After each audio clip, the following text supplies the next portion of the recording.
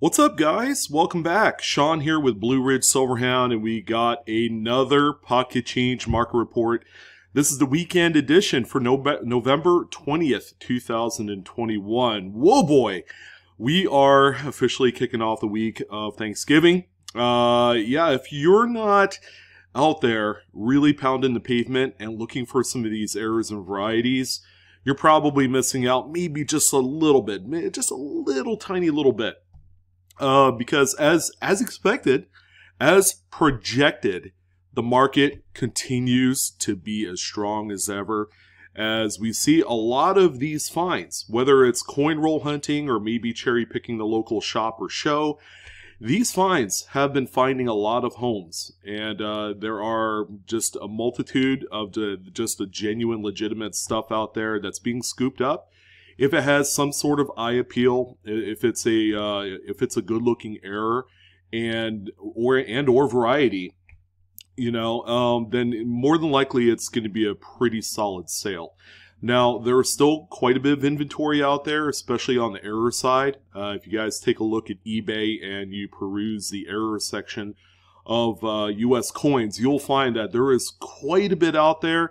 And I'm willing to bet there's a lot of sellers that's willing to wheel and deal with you if you're looking to pick up some of these. But if you're a seller and you want to make some extra bucks before the Christmas shopping season starts on Black Friday, by the way, that's 6 days from now. That's like virtually no time to really make an impact. This is something that, people have been doing for the last 30 to 45 days in preparation for a very busy retail season.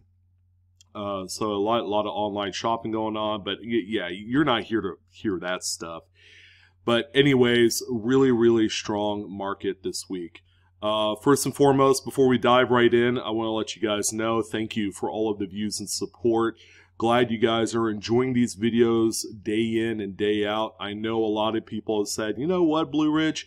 Yeah, these are the type of videos I like to see because it gives us some perspective. It gives us a little motivation to go out there and actually find this stuff. And you would not believe how many dealers really don't care about a lot of these coins. But that's okay. We care about them because we could add something pretty nice to our collection. Or we could sell them and, really make a nice little chunk of money. Another thing to note is that there are no graded coins. Customarily, I like to keep those off. We want to focus on just raw coins that you find. You don't need to spend the money to grade these. It's not cheap to get an error attribution on your slab label through PCGS. It's like $100, so you definitely don't need to do that. And we're using just raw seller images. All right, these are the images that you see right directly from that seller listing. A lot of what you'll see here, I'll specify, if it's a true auction where there's bids flowing in. We do have a number of those today. But I figure let's go ahead and jump right in, guys. That's why you're here. Let's not waste any more time. We're going to start it off with a 1956D. Yeah, this is the one date. If you're able to get this particular date and mint mark in quantity, I am happy to say that there are a lot of varieties to look for. This is one of the big ones for the date. 56D over D, repunched mint mark. This is RPM number 1 on certain variety sites. And this is also FS501 in the Cherry Picker's Guide. So it's got a lot of clout. It's an easily identifiable variety. They're actually quite common as well, but you guys saw the pictures of the full obverse and reverse. It's not a high-end coin, yet this one sold for $24.96. It's just a solid looking example. If you needed one as part of your collection, this is a good one right here. Or if you got one for sale, the market's really strong for these RPMs, so make sure you're aware of that. If you got a few extras, it probably doesn't hurt to put about in the marketplace, if and only if you're looking for a little extra money. So, a great way to kick it off. To kind of continue on the tradition of some really under-the-radar cherry picks, here's another good one. Now, the West Point series of quarters in 2019 and 2020 caught quite a bit of buzz. A lot of people were talking about these. It was great to see the U.S. Mint just really fully engaged in the searchers market, or what we think, about a program like this. We've always said it would be great to have a circulation rarity floating around in change, and the U.S. Mint hooked us up. However, in 2020, what happened? We had the pandemic, right? Country shut down. A lot of people were out of work, not by their choice, of course. But the U.S. Mint was greatly affected, and therefore quality control also suffered a great deal in 2020. And it was a good time to look for coins like this. 2020 West Point, keep in mind this has that little V75 privy mark right here. The Weir Farm is one of those couple of national park quarters with the West Point that has a lot of strike-throughs. This one, if you blink, you'll miss it. And if you look right here, right above the V75 privy mark, it's got a little bit of a strike-through. All right, so that's a combination of like grease and debris all mixed in, and it hardens up, and then when it's on the planchet and it strikes through, it's going to leave a crater or indentation in there, and it looks like this. Now this quarter right here is sold for $45. A part of that is actually the value of the West Point quarter. Now Weir Farm in itself is not a rarity. Okay, the Weir Farm West Points in pretty nice shape, generally commands anywhere from like 12 to 15 bucks. But something like this, an error on one of these West Points, is really a big deal. So make sure you're not ignoring finding some of these on your West Point quarters, whether they're 2019 or 2020. You're bound to find something pretty nice. And here's another great example that just really exceeded, I'd say, not only my expectations, but probably a few of yours. By the time you figure out that this thing's sold for $45, it's going to make you want to go through your stock of West Point quarters in hopes of finding one. Now we have a couple Lincoln Shield cents. I've said it all along. I mean, you would be just surprised how many really cool varieties and errors you can find on Philadelphia minted examples of these coins. It's a love it or hate it thing, right? Not a lot of people actually like the shield design. As a matter of fact, not a lot of people like receiving these as full rolls from the bank, so they'll opt to return them. Now, that might be a little bit of a mistake because there's notable double dies that have been attributed lately. There are a number of varieties, like, for example, this 2018 here that's slightly off center. It's not major, but it's something like this that really catches your attention, and so will the buyers. Buyers will look at this and say, well, it's a newer coin, and we just don't really see a lot of these type of errors. And because of that, this one sold for $9.75, and yeah, it looks like it's seen a little bit of circulation. And the same goes for this one as well. It looks a little bit off center, but you do see a full rim on the front and back of the coin. So it could be a little bit of an uncentered broad strike, but when you look at the edge, you'll also identify this little stepped area here, kind of like a railroad type of anomaly. As a matter of fact, that's what they call a railroad rim, or just a partial tilted collar. So the collar wasn't fully engaged to keep the coin in the striking chamber before it was produced. So you do see a little bit of that on there. Pretty neat coin. And again, it's a 2019. It's only a few years old, and surprisingly, there are errors on newer coins. This one also sold for $9.75.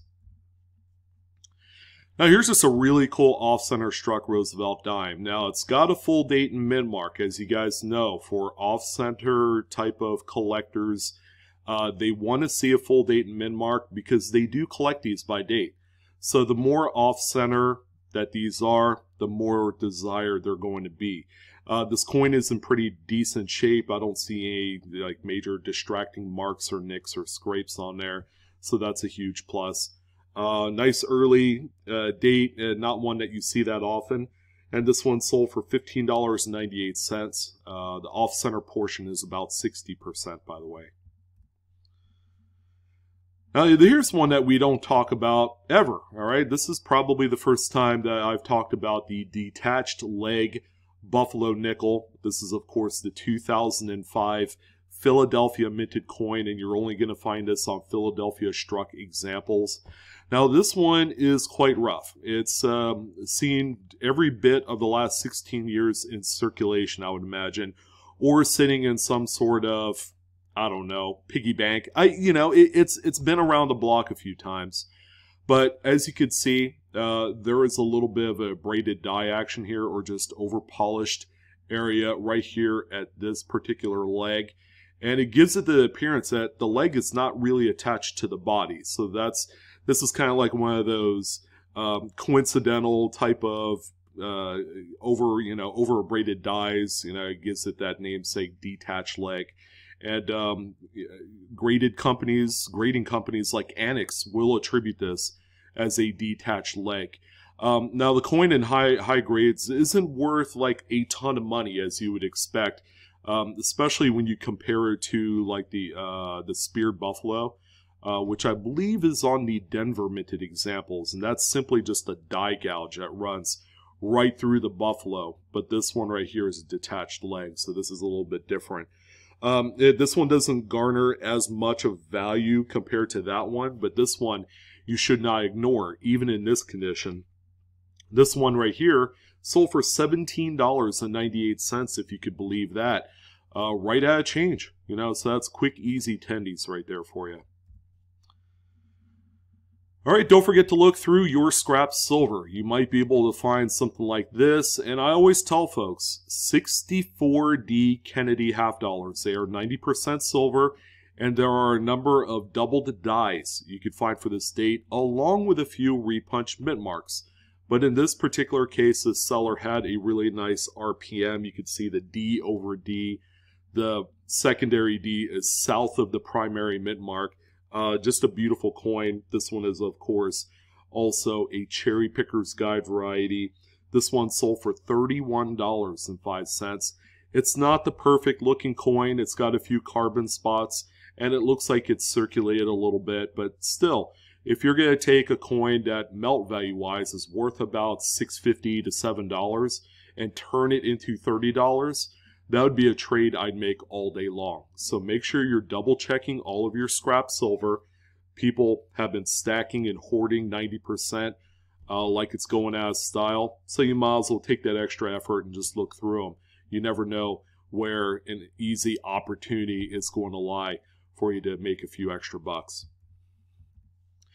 The next one that we have here is a 2001 Lincoln Memorial cent. This one has a perfectly centered broad strike error. I mean, it's really nice if you're looking for this particular date with a broad strike. This would be a great candidate for a collection of that sort. People that specialize in off-center struck coins also specialize in broad strikes, and they do collect them by date. So this one right here is just a really consummate example of a 2001 that I would be proud to have in my collection. Keep in mind, this coin was struck without the aid of a collar holding it in place in that striking chamber, so that metal flow has to go out somewhere, which essentially makes this coin as big as a standard size Jefferson nickel, if you could believe that. So it's like the next size up.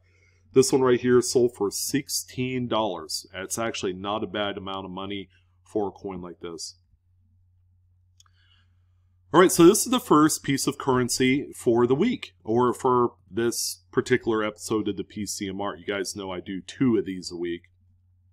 But we do have actually a number of different dollar bills and various other types of that sort, with some pretty interesting things that you guys can hone in on. Like this example here is a 1985 $1 Federal Reserve note, commonly known as the $1 bill. Now, on the front of the note, you don't see anything that really catches your eye. Everything looks normal. The serial numbers are right. The printing looks good. But when you look at the back of it, boy, we have some misaligned issues here. It's not a miscut. I just want to go out there and say that. Someone had actually said something to that effect a few videos ago. A miscut, if it is, you'll find that the front and the back of the note will be off kilter like this one is here. This is just the back. Remember, the front is perfectly centered while the back is far misaligned. So the sheet had shifted a little bit when the back print was applied to that subject sheet, and when it's cut, there you go. And what's really cool is you do have a little sliver of the next note on that sheet. So, you know, it does have some pretty good eye appeal, and, you know, it's no wonder that this note sold for $53.99, and that's with 2 bids. So we had a few interested parties in this one.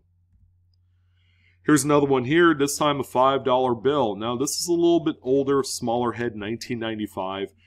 You come across these on occasion, maybe not specifically this era, but these smaller head notes are still out there for the taking. As you can see, we got a little bit of a wet ink transfer. It's a back to front style. It's a little bit on the light side, but it's 100%.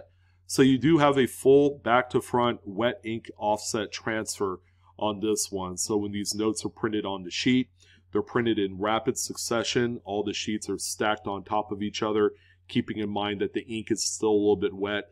So that's where you're going to have a little bit of transfer onto the subsequent notes. Now keep in mind, with a wet ink transfer, everything that you would normally see on the back transferred over will be backwards or mirrored. So you want to make sure that that's the case. We actually saw about a week ago a faked attempt of this particular error, but the problem was it was oriented correctly. So, you know, it's a United States of America, perfectly oriented, where on the wet ink transfer, everything's mirrored. So it'd be backwards. This particular note right here sold for $199.95. This was actually sold, I believe, by J.S. Cabani, who is one of the big-time note dealers on eBay. So he's got a lot of premier stuff. This is one of them. This is probably like on the low end of his list. But if you have time, go ahead and check out his eBay. He's got just a huge collection of stuff that he continuously sells on a weekly basis. And here's another great example. The back of the note, perfectly normal here.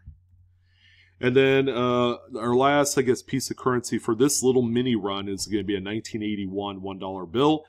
And as you can see, the third print, which encompasses the serial numbers and the district seals, and then the 4 corner numerals, the 4 threes that you see there, are all misaligned to the right. So anytime you have any sort of overlap of the first and third print together, that's where these notes become extremely desirable. So this note is also in pretty nice shape. I would say it's, you know, less than crispy uncirculated. It's probably more AU or possibly a high XF. But this one right here sold for $66.99, and that's with 26 bids.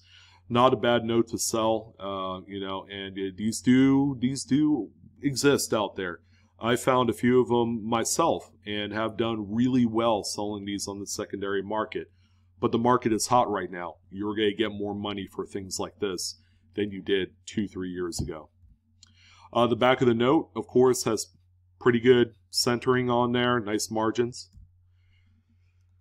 All right, back to coins. We got 1957D Lincoln wheat cent, and believe it or not, this is neither an error or variety, but this is a what they call machine doubling. All right, so this one has a really, really dramatic machine doubled appearance to Lincoln's profile, which gives it, you know, what some people refer to as a doubled profile. But as you can see, it's stepped in nature. This is not a doubled die. It is machine doubling. This is where the dies have a little play. So when it strikes the coin, there's a little bit of a shift or a hop. And it actually digs into the design of the coin. It actually lessens the design profile of whatever the machine doubling is occurring on. So it could be letters, it could be the actual main portrait that's on the coin. You actually lose some of the devices. It shrinks a little bit. But you could just see the stepped nature of this machine doubling right here. And, you know, if you needed a really nice radical example, there are coins out there like this. And as long as sellers are pitching it as machine doubling, you know, then I would be okay with that. There are people that have kind of went against the grain and tried promoting these as genuine hub doubled coins, and that's just not the case. Now this coin right here sold for $11.75, and that's with 3 bids. So you have a few people that are interested in just having a nice dramatic example of machine doubling. This is one to get here. But keep in mind, it's neither a double die or a variety or an error. Okay, so if you needed to sell this in the future, you might not get quite the amount of money that you paid for it. So keep that in mind. Now here's just a really nice, pleasing 1987 Lincoln Memorial off-center struck error. Okay, this one right here is off-center by about 35–40%, give or take. The one thing that is just a little distracting is the myriad of carbon spotting, which is kind of par for the course on these Lincoln scents, especially when they're nice and red like this one is. But it's hard to argue. If you're looking for this date, you could probably do a whole lot worse. And this coin right here, even though it's off-center struck, has pretty much the full diameter or circumference rather of a standard Lincoln cent. So, you know, it's not out of the realm of possibility of finding these in a coin roll. This one right here is sold for $18.25. All right, so we don't talk about full proof sets, but this is going to be one of those opportunities for you to kind of maybe double check what you have. Everybody has proof sets.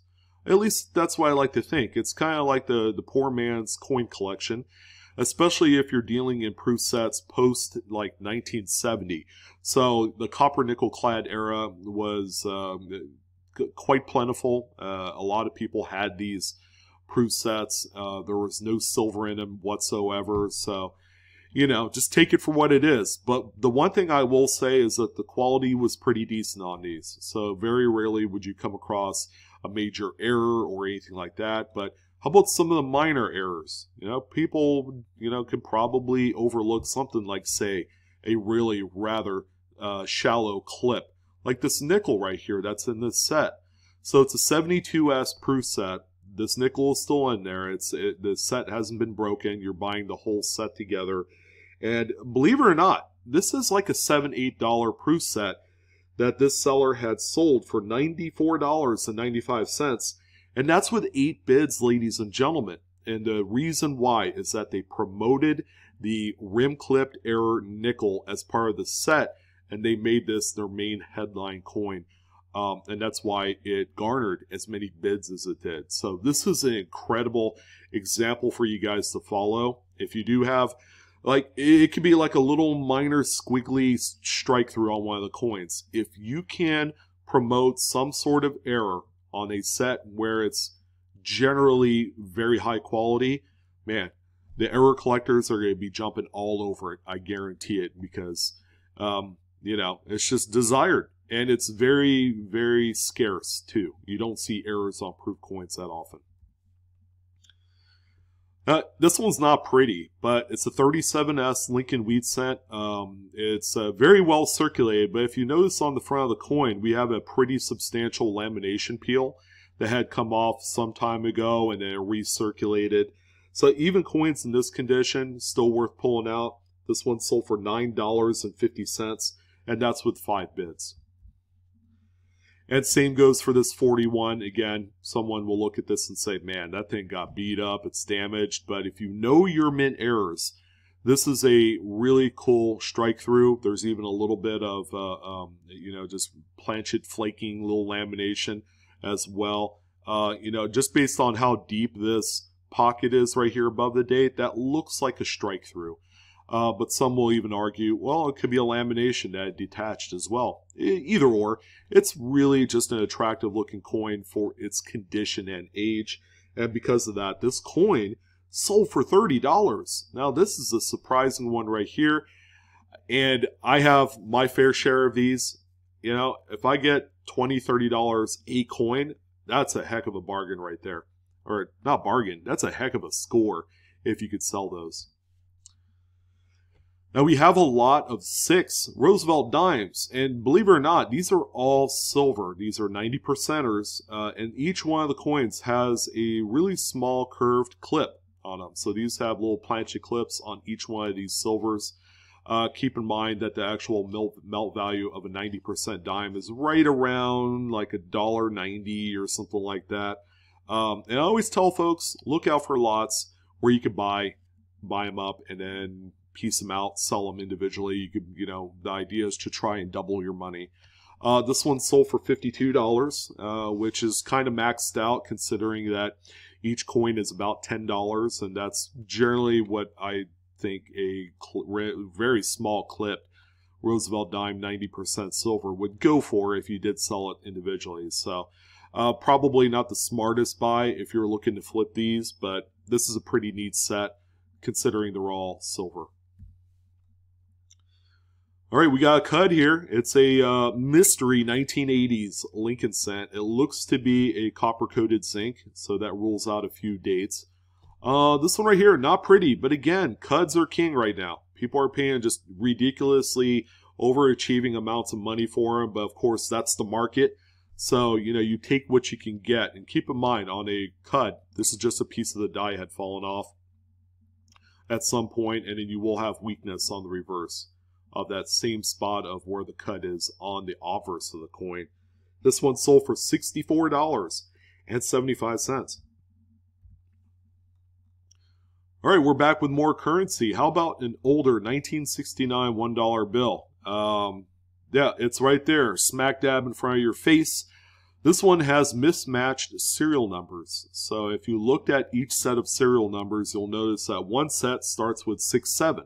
The other starts with 68. All right, so that's just a stuck number wheel on there prior to when this sheet was produced, and that's what you get. Pretty neat, very desired. 69, you would have to go and do much older notes to find mismatched serial numbers. You don't see it that often on newer notes, and I think that's just quality control tightening up a little bit. But, I think the most recent that you could find some of these are in 1990s dollar bills. You can find them on 1976 $2 bills. That's actually one of the more common denominations and dates to find those. But all in all, just a really good looking note that sold for $225. That is a supreme amount of money for this in its current condition. The reverse of the note obviously shows some folds and soiling. All right, so this note had definitely circulated. All right, so we have a Lincoln cent of some sort of mystery date fashion, but what we have here, at first I thought, oh, okay, this was struck through a die cap, and it is. The die cap at one point had split right about here because it struck fully the Liberty, or most of it, and then part of the motto, "In God We Trust." So this is an incredibly late stage die cap that was struck through. To where part of the die cap had broken off and fallen off, or folded or something, because it just shows all the evidence on there. I mean, pretty cool looking coin. This is, not something that you come across that often, and it's on a Lincoln wheat cent, so that's pretty nice as well. This example sold for $29.99. Another piece of currency. How about a 2009 $1 bill? So you see kind of like that spear-looking pattern on the front there. This is either going to be an insufficient ink note. All right, I looked really closely at it, and it does look like it. So there was a part of the plate that didn't receive quite all the amount of ink, or because it's so sharp and it looks like just a spike going through the note, this might be a partial obstruction as well. So there's probably a little sliver of paper that was on the sheet prior to the printing, and that piece of paper had fallen off somewhere, and then, it got another round of ink on there. So that's why you have a little bit of the design showing through. But this is a much newer note, pretty nice and neat, and I think the pattern of that insufficient inking is really spot on. This one right here sold for $50.59.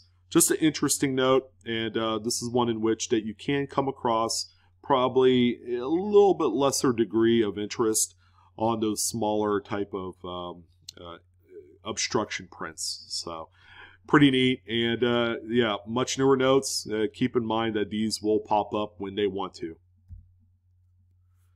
Here's a 1960s. The seller had said it's a 1960, but I don't know how you could pull that information with most of the date, the last digit of the date rather, obliterated. So Anyways, yeah, this thing looked like it broke off like a cookie. And what we have here is actually a ragged clip, you know, kind of like an end of strip style of clip. You know, that it's just, yeah, this was like table scrap type of planchet right here before this coin was even struck. But it's certainly neat.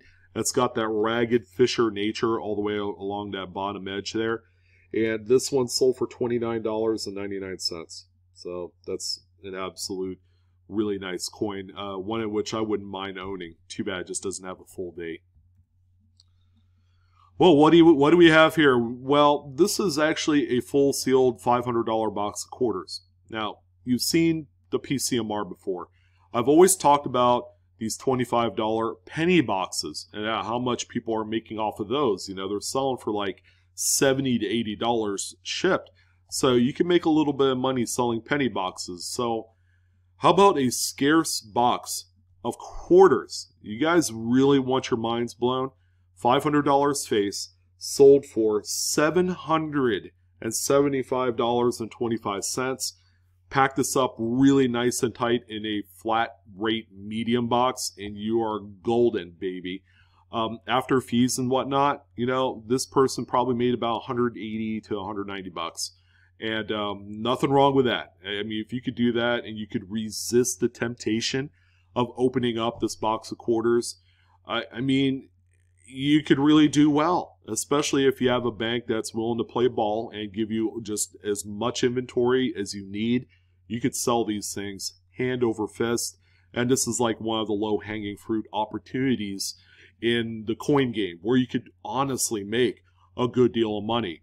Just having that inventory on hand at your disposal is usually the challenge. Alright, so this is not pretty. This thing looks like it was cleaned or polished, but it's a 2004D Wisconsin State Quarter. Now this one has the high leaf, extra engraved line right here. So this is the high leaf variety of this type. There's also a low leaf. You guys know about that. The coin's not in great shape, but this one still managed to sell for $83.98. These two variety types were released back 17 years ago in the Texas, Oklahoma, Arkansas area. That's where a lot of these are to this day, still being found. So if you're in that area and you like going through quarters, this is another good one to look out for. Apparently there's quite a few of them out there, and they're all worth a good chunk of money. Alright, so this one's a little bit out of focus, and that's okay, but the important part is here that we have a relatively low serial number $1 bill. This is a 1988A. It does have 4 leading zeros. Usually I'm a proponent of valuable notes having 5 leading zeros and then a 3-digit serial. But anyways, this one's cool. You know, it's a nice crisp example. This seller even has a lot more of them available on his eBay store. So if you guys are looking for one of these, he even does birthday notes and all that great stuff. But yeah, he pitched this one as a low serial. He pitched it as a birthday note, like January 2nd, 1945 or something. But he also did the good old zip code number as well. So 01245 is, I guess, a Massachusetts zip code. So he pitched it every single which way, and he was able to sell this one for what I feel like is a really surprising amount of money, and that's $40.44. So there you go. If you're creative enough, you spin, you know, certain notes or coins a certain way to where it's legit. You know, don't bend the truth when you're listing these. Then you'll do okay. This one also has just a really nice clean appearance, no folds. I believe he went through a few straps of dollar bills to find this one. Of course, we got another Wounded Eagle Sacagawea dollar. So these are 2000 date-wise, and they're all produced in Philadelphia. They'll have the P mint mark right under, sorry about that, right underneath the date. So you want to make sure those are on there. But there you go. You got your pair of die gouges. As you would find on here, this is referred to as the Wounded Eagle #1 or the Speared Eagle #2. So they're both the same, just different kind of terminology for it. but it's also FS901 in the Cherry Picker's Guide. This is an incredibly valuable coin. This seller just finds a bunch of them. I would say in the last 90 days, and I could look it up and let you guys know what that data is, but I'm sure this guy has sold probably 60 to 70 of them in the course of the last 90 days. This seller obviously goes through many bags of $1 coins to find these. If you're on the East Coast, that's your best chance. If you're looking for some free, easy tendies, the Wounded Eagle has certainly fit that bill. No pun intended. This one sold for $73.48, and that's with 3 bids. The coin is not in fantastic shape. However, it doesn't matter. The irrelevant type of variety is always desirable. All right, more silver. Look out for him. 1966. Now, this is a 40% clad silver. This is a very well minted date. The coin is in phenomenal shape, but look at that obverse, a pretty wild strike through. It must have been like a long piece of string or something. No, it's not damage because it doesn't have the buildup of damage on each side of the anomaly. And it's just amazing. You know, it goes through We Trust, through the tip of the bust, through the face. I mean, this thing is just all knotted up with nastiness. But yeah, this is something that you could find in your silver. And some people would say, oh yeah, it's damaged. Yeah, well, take a close look and you might find something like this. This one sold for $52. Sorry, a little $10 too much for a second. $52, and that's with 2 bids. Which I think that's kind of a bargain for something like this. And please, don't be afraid to cherry pick some of these old Indian head cents. You could find an example of a cud die break, especially on the reverse. This is just a plain old 1890, probably worth, without the cud, about 50 cents.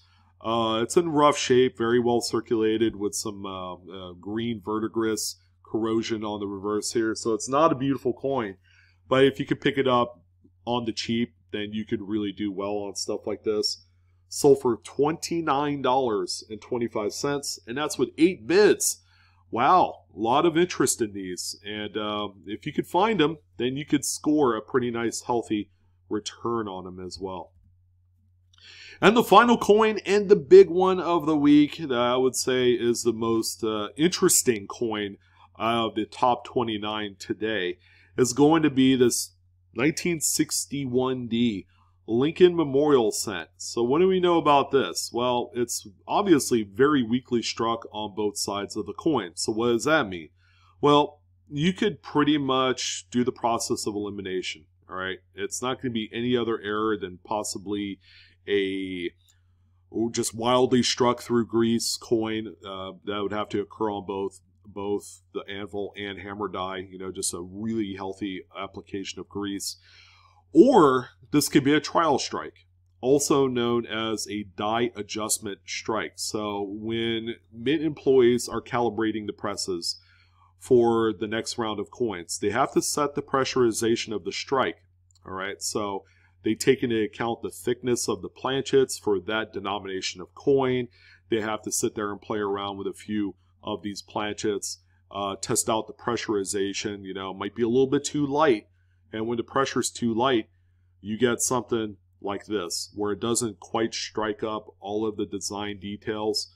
One of the big things, because I've always had this question asked for me, how do you know it's a trial strike or a DAS? That's a great question. And a lot of times you're not going to have a fully struck rim. Okay, it's going to look like this. It'll still have that Type 2 upset rim, but it's not going to have the fully struck rim as you would normally see it on a Lincoln cent, which is quite sharp and it's pretty well raised.